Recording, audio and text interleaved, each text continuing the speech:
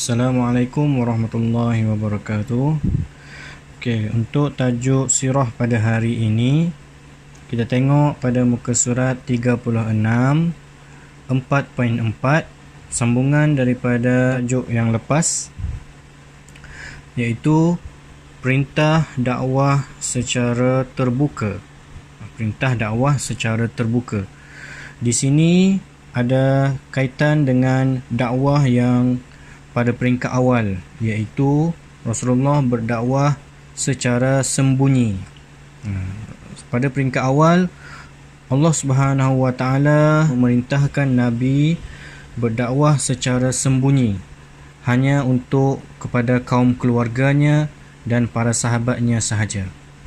Jadi selepas hampir 3 tahun Rasulullah berdakwah secara sembunyi, secara senyap-senyap, maka turunlah ayat daripada surah Al-Hajj ayat 94 yang memerintahkan Nabi supaya berdakwah secara terang-terangan. Tiada lagi dakwah secara sembunyi. Maksudnya Nabi perlu berdakwah kepada seluruh umat manusia pada masa itu. Tengok muka surat 37. Peristiwa di Bukit Safa. Rasulullah sallallahu alaihi wasallam menghimpunkan kaum Quraisy di Bukit Safa. Rasulullah pada hari tersebut, Rasulullah menghimpunkan ataupun memanggil seluruh penduduk Mekah pada masa itu untuk berkumpul di Bukit Safa. Apa tujuannya?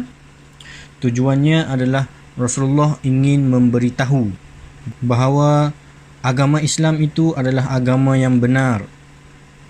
Tiada lagi agama penyembahan berhala. Itu semua sesat. Jadi Rasulullah perlu sebarkan Islam, perlu memberitahu kepada semua apa itu agama Islam, kan?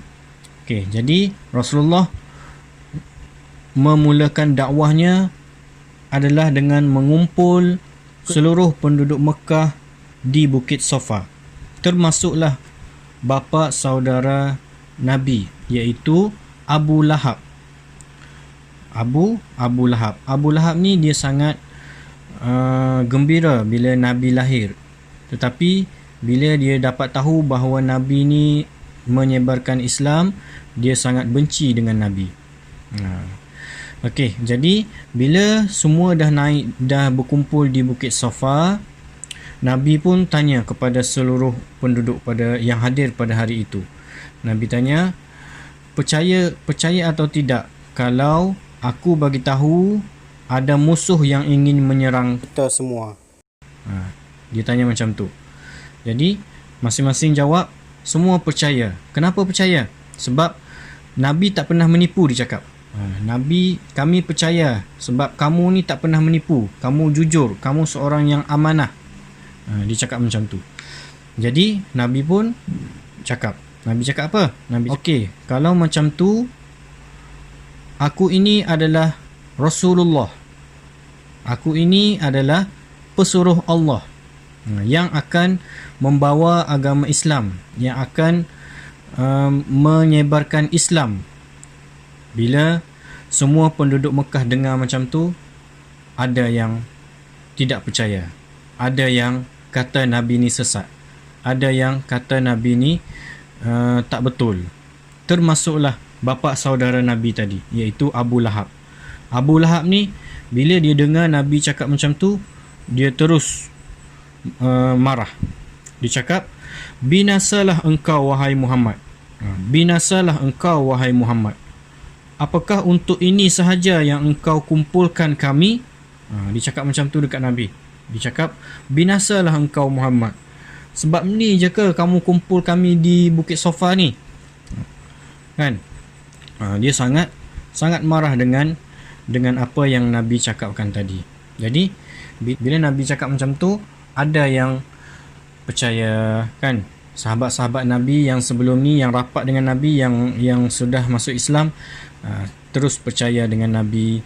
Ada juga orang kafir yang bila dengar Nabi cakap macam tu, ada yang masuk Islam juga, ada yang marah dengan Nabi, ada yang tidak percaya, macam-macam lah kan. Jadi selepas daripada peristiwa ini, maka turunlah ayat surah Al-Masad. Surah ini menceritakan tentang Abu Lahab. Siapa sebenarnya Abu Lahab? Adalah orang yang membinasakan Nabi. Dia cakap, binasalah engkau Nabi. Dia marah dengan Nabi. Jadi Allah turunkan surah khas untuk Abu Lahab. Siapa Abu Lahab? Kan? Tengok ertinya.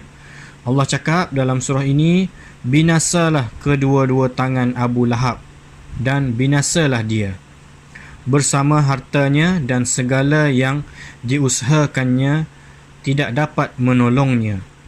Ia akan menderita akibat bakaran api neraka yang marak menjulang. Dan juga isterinya seorang perempuan pemunggah kayu api. Di lehernya sejenis tali-tali yang dipintal. Allah Subhanahu Wa Taala sudah menurunkan ayat ni lama dah kan. Kita selalu baca dalam Al-Quran mesti jumpa ayat ni, betul tak? Surah Al-Masad. Allah dah sebut dah kebinasaan yang Abu Lahab akan dapat nanti kan. Jadi bila Abu Lahab dia nak mati, apa yang berlaku kepada dia?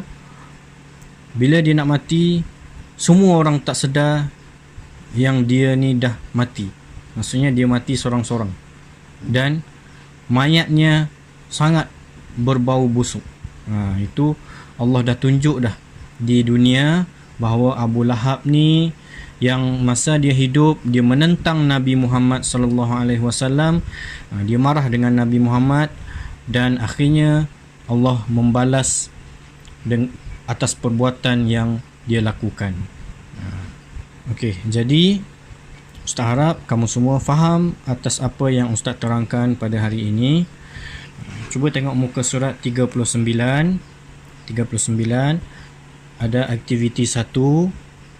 Okey, arahan lengkapkan carta berikut. Jadi Ustaz nak kamu tulis, buat carta ini di dalam buku tulis sirah. Buat dengan cantik dan kemas dan isikan jawapan. Contohnya di sini dia minta kalangan wanita. Tuliskan nama golongan awal yang memeluk Islam. Golongan awal yang memeluk Islam. Ustaz dah ajar dah hari tu. Golongan awal yang memeluk Islam, kalangan wanita. Siapa? Okey, tulis nama dia di sini. Kalangan lelaki. Siapa nama dia? Kalangan hamba. Siapa? Kalangan kanak-kanak.